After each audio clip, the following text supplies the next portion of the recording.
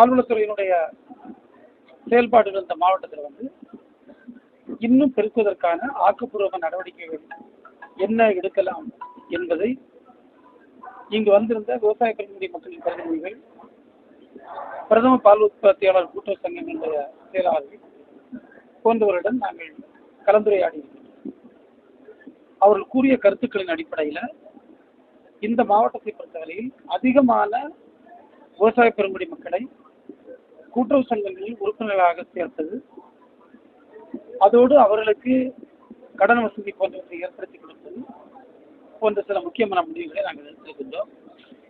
அந்த பணிகளை செய்கின்ற நேரத்தில் ஒரு 2 மாத காலத்தில் இப்போது இந்த மாவட்டத்திலிருந்து கிடைக்கக்கூடிய 1,80,000 லிட்டர் பால் என்கின்றதை கூடுதலாக 1,80,000 ஆக ஒரு 3,60,000 லிட்டர் அளவிற்கு உயர்த்துவதற்கு இலக்கை கொடுத்து அந்த பணிகளை இன்றைக்கு நாங்கள் ஒரு ஸ்பீட் பண்ணியிருக்கோம். அதுபோன்று இப்போ நீங்கள் பார்த்தீங்கன்னா இந்த பால் உபபொருட்கள் நம்மகிட்ட நிறைய ஆவில்லை இருக்கு. இப்போ நான் நேற்றைய தினம் கோயம்புத்தூர்லையும் இன்றைய தினம் திருப்பூர்லையும் பல்வேறு நபர்களை சந்தித்திருக்கின்றோம். சில புதிய வகையிலான இந்த பொருட்கள் கூட உற்பத்தி செய்யலாம் என்ற ஒரு கருத்தை மக்கள் கூறியிருக்கின்றார்கள். அதையும் நாங்கள் உடனடியாக கவனத்தில் கொண்டு எடுக்க இருக்கின்றோம். அனைத்து ஆவின் பாலகங்கள் அவற்றில் எல்லா பொருட்களும் கிடைக்கக்கூடிய ஒரு சூழலை ஏற்படுத்த வேண்டும் என்பதையும் நாங்கள் உடனடியாக உறுதிப்படுத்த இருக்கின்றோம். இதெல்லாம் நாங்கள் எடுத்து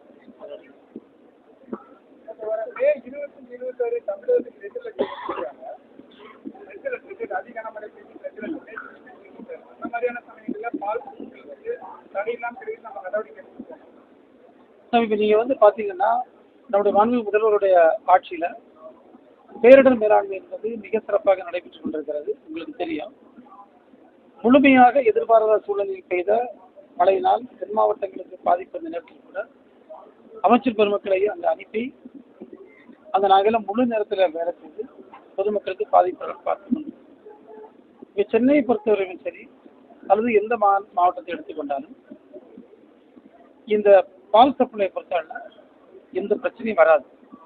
என கடந்த சில ஆண்டுகளில் நாங்கள் பணியாற்றிய அதே வியூகத்தை பயன்படுத்தி அதற்கு தேவையான பால் பொருட்கள், பால் பவுடர் போன்றவற்றை ஏற்கனவே ஸ்டாக் பண்ணி சப்ளை செயினில் எந்த பாதிப்பு வராமல் பார்த்துக்கொள்ளும்.